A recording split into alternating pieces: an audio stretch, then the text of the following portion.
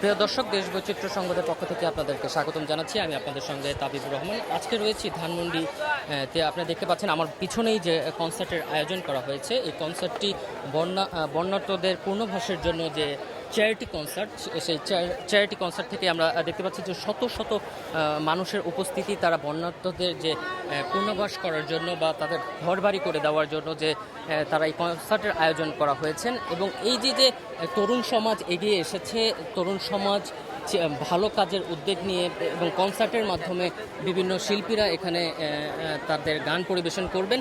আমরা এদের মধ্যে একজনকে জিজ্ঞেস করি, আপু একটু যদি আমরা একটু কথা বলি যে কেমন আছেন? জি আলহামদুলিল্লাহ ভালো। আপনি কেমন আছেন? আপু, এই যে আজকের যে কনসার্টের আয়োজন করা হয়েছে, আপনি কার গান শোনার জন্য আসছেন?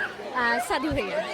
জি, সাদিক কোন গানটা আপনার কাছে সবচেয়ে বেশি ভালো লাগে? অনেক গানই তো ভালো লাগে, তো আজকে দেখি কোনটা পারফর্ম করে। দেখি এই যে